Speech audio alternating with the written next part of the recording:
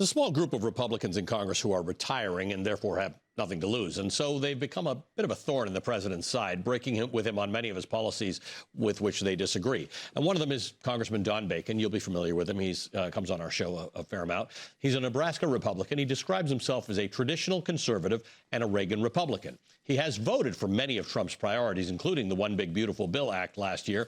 But as of late, Bacon's been more outspoken. I will be, in fairness to Don Bacon, he's been outspoken in the past about things that Donald Trump has done. But he's been more outspoken about some of Trump's actions, including his quest to annex Greenland, his pardoning power, and his sweeping tariffs. Earlier this month, Bacon was one of just 6 House Republicans to vote to overturn Donald Trump's tariffs on Canada. Yesterday, after the Supreme Court ruled to invalidate many of the tariffs that Donald Trump imposed on our global trading partners, Bacon praised the ruling as common sense and said he felt vindicated. He added, quote, "The checks and balances our Constitution put in place works." Joining me now, Republican Congressman Don Bacon of Nebraska. Congressman Bacon serves on the Armed Services and the Agriculture Committee. He's also a retired brigadier general in the U.S. Air Force. So I'd like to talk to him. Congressman, welcome, by the way. I might as well just talk to you as opposed to talking about you in the third person. I'd like to talk to you about military matters. You probably just heard my conversation with Adam Smith, who does not believe that the solution in Iran should, at this moment, involve military activity. I think you disagree with that. By the way, thanks for having me back on. And I love Adam Smith. He's a great guy to work with in the Armed Services Committee. Him and the chairman work very well together. It's the most bipartisan committee in Congress. It takes both of them to make that possible. I do favor, reluctantly, strikes against Iran. I'll tell you why. Iran with a nuclear weapon is scary. Their top leadership make comments that they don't mind if they annihilate themselves along with their neighbors. I mean, they speak in a very revelation, end times type scenarios with nuclear weapons. So having them with nuclear weapons is scary. I think they would use them against Israel, for example. Secondly, I served 4 deployments in the Middle East. In Iraq alone, with the Shia militias that were armed, trained, funded, and often led by the Iranian IRGC, 609 Americans were killed in Iraq alone.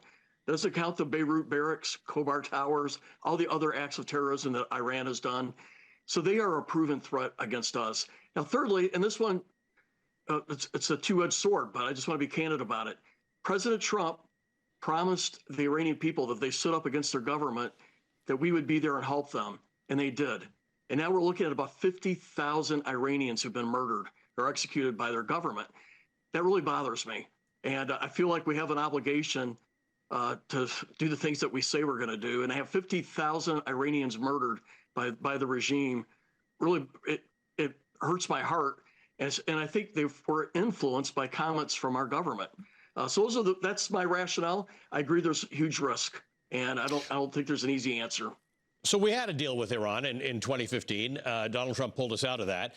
I would argue, because of the points you just made, achieving such a deal, which I thought worked, would be harder today, because as difficult as the Iranian regime was in 2015, they're worse now. They're more abusive now. They have, we've had 2 or 3 instances since 2015 in which they've turned on their people, none as serious as the one we've got now. So this becomes tricky, because Donald Trump's talking about limited strikes in order to spur them into a deal. The Iranian foreign minister said on Morning Joe yesterday that they're prepared to have a deal. They're having indirect talks already as it stands. So I'm just wondering about the strategy at the moment. If we're talking to the Iranians indirectly, why not keep talking to the Iranians?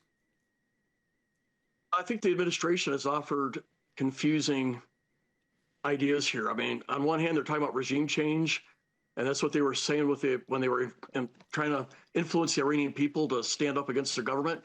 Or now they're talking about limited strikes just to focus on the nuclear weapons. Or they have 1,000 ballistic missiles that can hit bases. And that's also a very big concern for us and our allies. So I think the intentions here are not very clear. And I think this gets maybe your broader point. If the president came to Congress, made his case, then you get a clear goals and mission statement of what the administration is trying to do. And so I generally am a supporter of having the president come to Congress and get pre-approval. But I think in practice, what we've done, if it's a one-time strike, the president comes to Congress afterwards. But if it's sustained operations, he must come to Congress. But you know, I agree with that. With some of the things that Adam Smith says, when you start a war, you don't know how it's going to end, and it's very unpredictable, and we've seen that in history. And I'm a student of war history. I just don't think our world's a safe place with this regime. This regime has proven to be a threat. They've tried to murder our presidents. They've done terrorism activities in the United States. And I just know that we have about 2,000 Americans who've been killed by terrorism instigated by Iran. And so in the end, we're going to be a better world if we can get rid of this regime.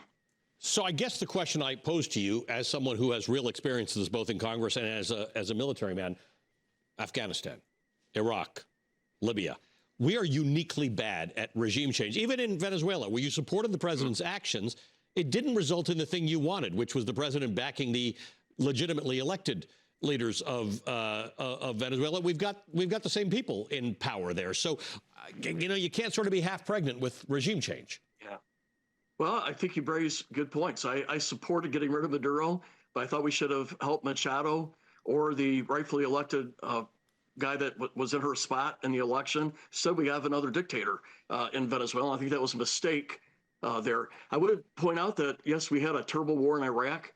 It's been working much better now. We have a country that is democratically elected. I'm not saying it's perfect, but it's much more safe than what it was, you know, in 2005 and 6 when I was there. And you're right, in Afghanistan, it was a failure in hindsight. And there's a lot of blame to go around. But withdrawing 3,000 troops, which Joe Biden did, and withdrawing our air support and our mechanics from the Afghan Air Force was a dumb decision, in my view. But that was a deal made by Donald Trump, if you recall, right? Joe Biden fulfilled the deal that Donald Trump made with the Taliban. It was going to be situation-based, and the Taliban failed all those conditions. And I don't know that President Trump would have done it. I didn't agree with him negotiating with the Taliban without the Afghan government. I criticized that as well. But I don't know that he would have actually done that withdrawal. We don't really know. But we got to be candid. The actual withdrawal was disastrous, and it was done in the most. It was. It was an abysmal failure. What was done, and we'd even notify our allies before we started withdrawing. What Joe Biden did there, to me, was one of the most angering things that I've seen in my adult life towards the president. But I think there's blame to go around. The President Trump should not have negotiated either with the Taliban, and particularly without the Afghan government. So I'm not whitewashing some of the decisions he made as well. No, but I guess the issue just becomes we're just bad at regime change, right? I wish we were better at it. If we have any record of us being good at this, I'd say, hey, okay, let's give it a whirl. 92 million people in a heavily armed country is a bad place to be experimenting. Is my only concern. You're right. Regime change is something that we should, I think, very much avoid if possible. I'm just here to tell you, we've had several thousand Americans murdered by this regime. And this regime with a nuclear weapon is a threat. It's clearly a threat to their neighbors, but I think it's also a threat to us. And there's this moral question for me. We encourage the people to stand up against this, the mullahs, the Ayatollah. They did. Now we have 50,000 of them being murdered. No, you're completely right on that. I agree with you. I completely agree with you on that part. We got ourselves into this thing. Congressman, I invited you to talk about tariffs, and I completely derailed us, which only means that I get to invite you to be on the show again, because I always enjoy you joining us and your willingness to get into this discussion with me. The Republican Congressman Don Bacon of Nebraska.